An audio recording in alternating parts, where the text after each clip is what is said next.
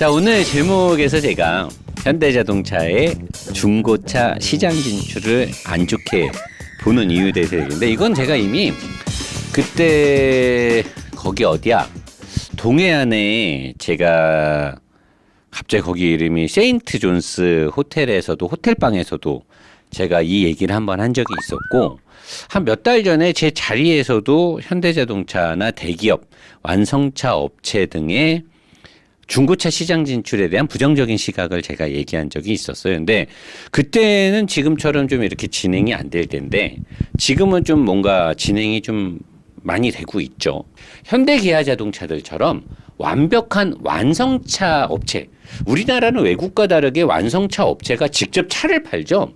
외국 같은 경우는 완성차 업체들이 차를 만들고 딜러십들의 또 판매권을 주고 이렇게 하는데, 우리나라의 경우는 대부분은 우리나라는 대부분이 아니라 이제 현대기아가 점유율이 80% 가까이 되기 때문에 자기들이 차를 만들고 자기들이 직접 한단 말이에요. 그래서 그런 완성차 업체가 독과점 시장을 신차 시장에서 하고 있는데, 그런 업체가 중고차 시장에 들어왔을 때 어떤 문제점이 생길 것인가에 대한 그런 우려를 제가 하는 건데, 여러분들이 한번 보세요. 자, 대한민국의 국민과 소비자들은 중고차 시장이 신차 시장에 제가 알기로는 2.4배, 뭐 많게는 4배 가까이 나온다는 말도 있는데, 이거는 정확한 수치를 재기는 사실 쉽지는 않은데, 평균적으로 보면 중고차의 시장이 신차보다 2~3배 정도 나오는 거는 저는 이 부분에 대해서는 좀 공감하는 편이거든요. 그러니까 그만큼 중고차 시장이 꽤 크단 말이에요. 근데 대한민국의 국민, 그다음에 이 소비자들은 중고차 시장에서의 가장 큰 고민이 있어요. 그리고 중고차 시장의 가장 큰 리스크, 이게 뭐냐면은 허위 매물이에요. 허위 매물. 가짜 매물인데 사람들이 저한테 그래요. 노 사장님, 2021년식 3,000km 탄 미니가 1,200만 원입니다. 이거 살까요 말까요 물어봐요. 내가 허위 매물이다. 근데 이미 사람들이 싸고 내가 이 차를 사고 싶으면 그래서 사기를 당해요. 내가 이게 사기라는 거를 수없이 여러 가지 이유를 얘기해줘도 이 차는 경매로 나온 거고, 경매에 나온 게 이렇게 됐기 때문에 싼 거고, 그랬기 때문에 이 가격이 맞다. 그래서 내가, 아니, 이 세상에 어떤 바보 상인이, 어떤 멍청한 딜러가 시장에서 4천만 원을 받을 수 있는 차를 왜 1,500만 원에 팔겠냐. 경매로 나왔기 때문에 그렇다는 거예요. 그래서 내가, 아니, 경매로 나온 물건이 왜 싸냐 했더니 유찰이 됐기 때문에 싸다는 거야. 내가, 아니, 멀쩡한 차가 유찰, 그러니까 아예 내 말을 듣지를 않아요. 내가 그래서 그냥 사라 그랬는데, 사고 나서 후회하지 말라고, 나는 분명히 사기라고 얘기했다, 사지 말라고 얘기했다라고 했는데, 말도 안 되는 금액. 지금도 그런 거 있어요. 그 막 유튜브나 이런 사이트나 네이버에 검색해 보면 저렴한 중고차 보면은 막 IG 그랜저가 800만 원, E 클래스가 뭐 1,300만 원. 아니, 말이 되냐고. 아니, 그 가격이면 다시 딜러가 사가야지. 딜러가 사가서 팔아도 4천만 원, 5천만 원 받는 차를 왜 1,500만 원에 파느냐고요. 그리고 중고차 보러 가면 그 차 막 지금 팔렸다고 그러면서 다른 차 보여주고 사고차 속여 팔고 하는데, 그런 것들이 허위 매물이잖아요. 사기. 강압적으로 막 조폭 같은 그런 스타일에 와가지고 막 윽박 지르면서 무조건 사게 하고, 금융 할부 최대한 쓰게 만들고, 뭐 등록비까지 다 쓰게 만들고, 여러 가지가 있단 말이야. 그러고 그것 때문에 가장 피해를 보는 게 소비자죠.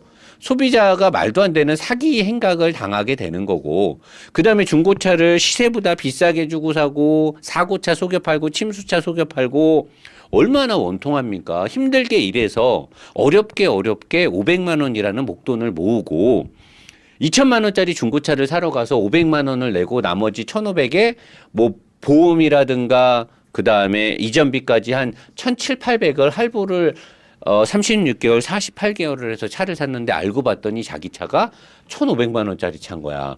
500만 원을 눈탱이를 맞고 산 거야. 얼마나 속상합니까? 돈 많은 사람들이 야, 뭐 차값 500만 원 갖고 뭘 그러냐. 그건 당신 사정인 거고 대부분의 일반인들은 2천만 원 내외의 중고차 시장이 가장 활발하게 가장 많은 매물이 왔다 갔다 하는데 그런 시장에서 500만 원을 눈탱이를 맞고 내가 한 달에 200만 원, 300만 원 내외의 급여를 받아서 적금하고 뭐하고 생활비에서 한 달에 20만 원씩 모아서 2년을 모아서 500만 원의 목돈을 가지고 갔는데 이런 사기를 당하면 얼마나 속상하겠습니까? 자, 그러면 소비자들만 그러냐? 아니죠. 멀쩡하게 정직하게 장사를 하는 중소업체들도 이런 불신들 때문에 피해를 봐요. 그리고 지금 그런 애들 때문에 완성차 업체가 이 시장에 들어오게 됐을 때 뭐 중소차 업체랑 뭐 상생을 하고 근데 내가 봤을 때 상생 거의 불가능하죠. 왜냐하면 그들이 판매하려고 하는 주력 중고차 시장이 전체 중고차 시장의 가장 알짜배기 매물들인데 알짜배기 매물이기 때문에 피해를 보느냐 아니에요. 마케팅이든 뭐든 모든 부분에서 중소업체들의 현재 업체들이 피해를 보고 생계에 위협을 받을 수밖에 없는 구조에 놓여 있단 말이에요. 그건 제가 여기 가서 얘기했는데. 자, 그러면 이렇게 허위 매물에 대한 사기 판매가 문제인데 이런 문제들을 뿌리 뽑는 방법이 있는데 그 방법이 완성차 업체의 진출이다. 엥? 자, 시장에서 허위 매물을 가지고 사기를 치고 거짓말을 하는 애들이 문제인데 자, 이거는 제도적인 문제, 행정적인 문제가 있단 말이에요. 자, 이 근본적인 문제는 제도적 문제와 행정적인 문제가 있어요. 그리고 인적 문제가 들어가 있죠. 인적 문제가 들어가 있고 제도적인 거, 그 다음에 행정적인 문제가 있기 때문에 이 허위 매물과 사기 판매가 뿌리 뽑는 방법에 대해서 자, 이런 허위 매물과 사기의 문제는 인적인 문제와 제도적인 문제와 행정적인 문제가 있는 건데 그런 문제를 완성차 업체가 진출하면 해결이 된다. 라는 식으로 요새 이제 막 이렇게 막 뉴스도 나오고 기사도 나오고 그래요. 자, 완성차 업체가 진출을 하면 행정적인 문제와 제도적인 문제와 인적인 문제가 해결이 된다. 자, 행정과 제도적인 문제와 인적인 문제와 완성차 업체하고 상관관계가 있나요? 완성차 업체 지출이 행정적 문제와 제도적인 문제는 정부 당국에서 움직여야 되는 거거든요. 구청, 시청. 이 정부 당국의 문제예요. 근데 이게 완성차 업체하고 무슨 상관관계가 있을까? 나는 이 상관관계가 어떻게 연결이 되는지 모르겠어요. 그리고 인적 문제도 인적인 부분 사람이 사기를 치는 건데 완성차 업체는 기계가 일을 할 것이냐 아니면 자기들이 그런 것들을 못하게 뭐 룰을 잡겠다. 저는 좀 이해가 안 되는데 왜냐 사기하고 허위 매물은 완성차 업체가 진출해서 잡히는 게 아니라 정부가 단속을 하면 끝나는 거예요. 그냥 정부가 단속을 해서 허위 매물을 팔거나 그 다음에 허위 매물을 사이트에 광고를 하거나 광고 아예 못하게 막을 수 있지 않습니까?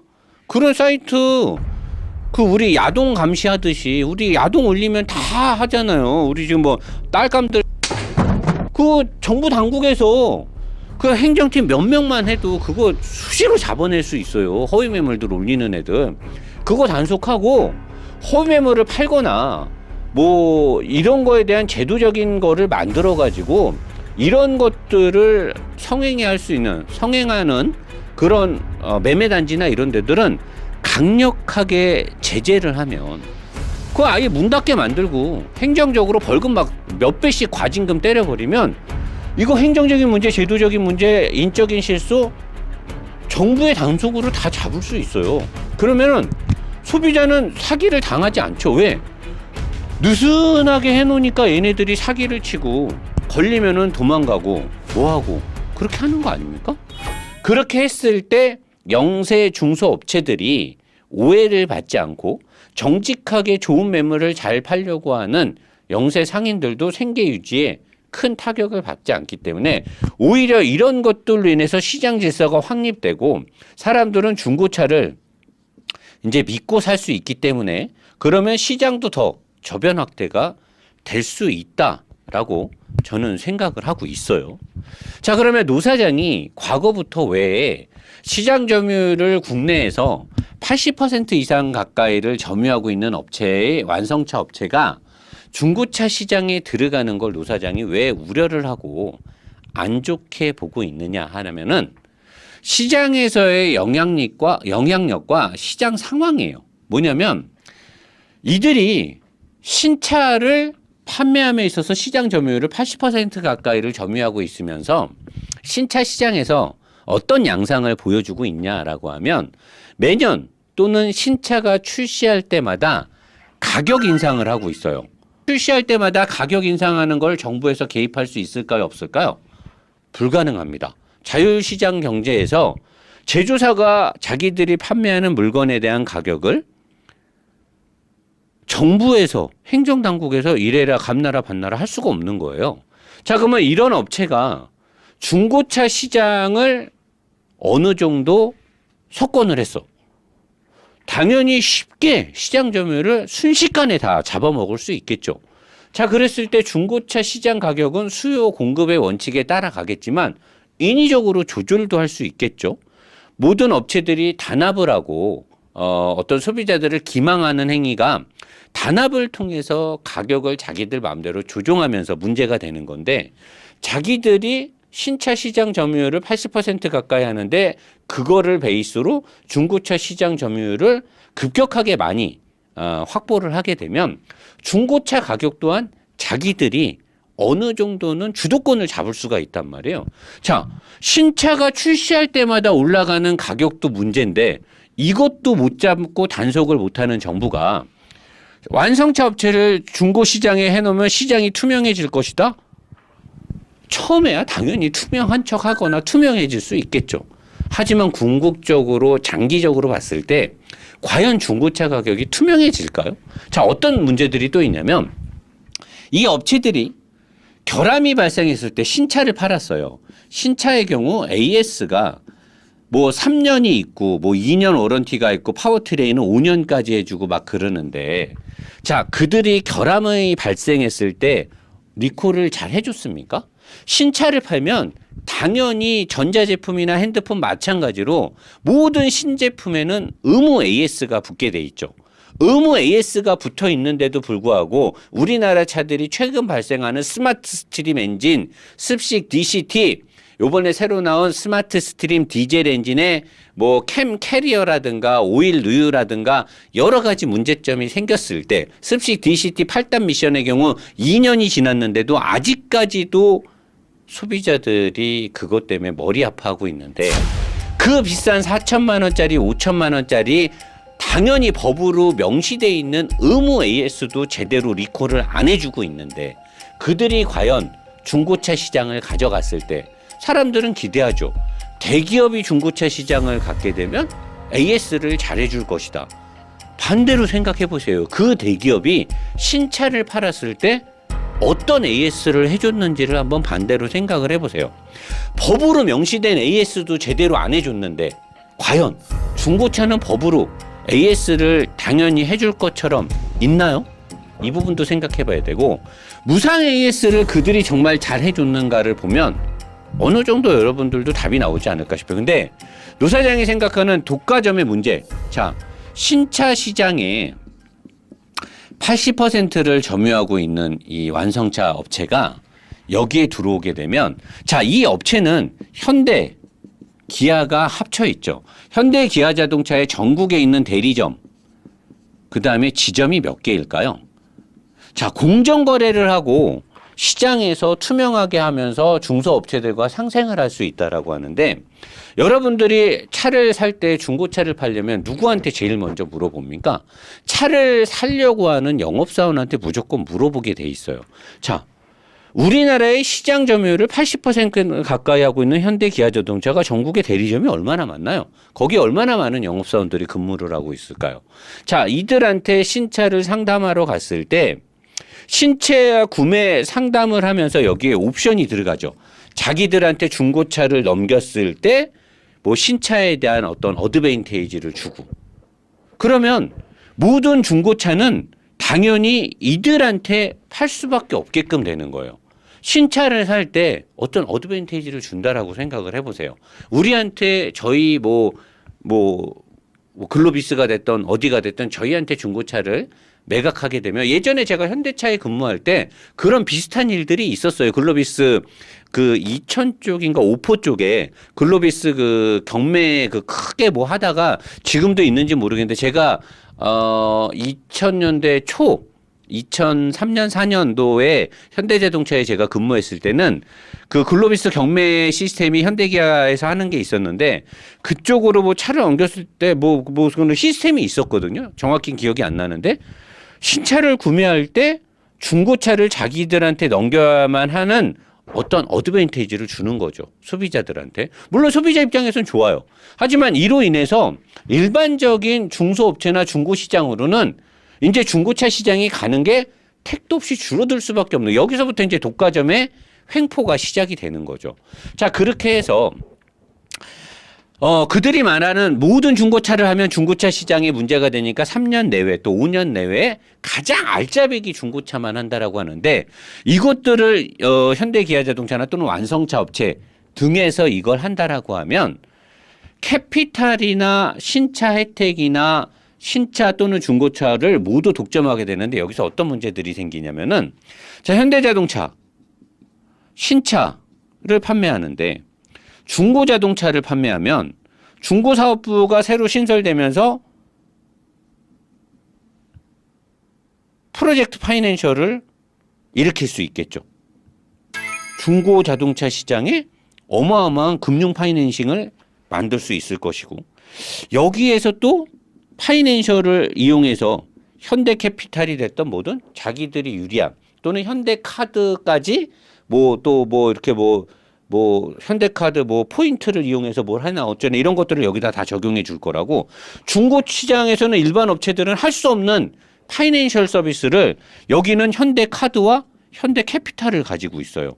이걸 가지고 독과점의 막강한 힘을 이용할 수가 있단 말이에요. 그러면 프로젝트 파이낸셜을 이용해서 막대한 자금도 일으킬 수 있을 것이고 왜? 중고차 사업부니까 그다음에 파이낸셜들도 다 붙을 거 아니에요. 여기에 할부라든가 카드 포인트라든가 다 들어가니까 그러니까 현대자동차, 기아자동차 신차 판매에서 행했던 모든 행위를 여기를 똑같이 한다는 거죠. 이렇게 되면 우리나라 시장에서 가뜩이나 신차 시장에서 많은 점유율을 갖고 있었기 때문에 그로 인해서 생기는 막강한 독과점에 대한 횡포가 있었는데 여기에 중고시장까지 다 먹어버리게 되면 그냥 우리나라의 자동차 시장은 한 기업이 싹 다 싹쓸이를 하는 거예요. 그냥 신차뿐만이 아니라 중고차까지. 독과점은 경계를 해야 되는 거예요. 독과점이 가장 큰 문제란 말이에요. 근데 그들이 이미 시장에서 신차 시장에서 우리한테 보여준 방만한 행위를 봤을 때 중고시장까지 그들이 다 움켜쥐게 되면 나중에 문제가 되면 어떻게 바꾼다? 어떻게 바꿔요? 자유민주주의 국가에서 자본주의 체계에서 기업이 하고 있는 걸 국가가 강제로 뺏을 수가 있습니까? 공산주의예요? 왜 정부가 승인을 민기적 밀고 근데 이거 법으로 안 하게 막을 수는 없잖아요. 이미 SK라든가 일반적인 대기업에서 했기 때문에 법으로는 막을 수가 없어요. 그러니까 권장사항으로 하지 말라 권유를 하는 건데 현대자동차는 이걸 지금 뚫고 나가겠다라는 거죠. 왜 그랬을까요? 왜? 시장의 투명화를 위해서 한다고? 저 아니라고 봅니다. 막대한 이권과 돈을 벌 수 있고 돈을 돌릴 수 있다는 무언가가 있기 때문에 그러는 거 아닐까? 근데 이미 신차 시장에서 그들의 영업 행태를 봤기 때문에 저는 그들이 중고차 시장을 움켜잡았을 때 생기는 피해는 고스란히 우리 피해자가 보지 않을까. 더불어 신차 구매도 어거지로 꼭 살 수밖에 없는 상황이 되지 않을까 걱정이 되는 거예요. 그렇기 때문에 저는 대기업의 진출은 찬성하나 독과점을 이미 사정없이 하고 있는 그런 완성차 업체가 이 시장까지 들어오는 거는 저는 반대세라고 얘기를 하고 싶은 겁니다.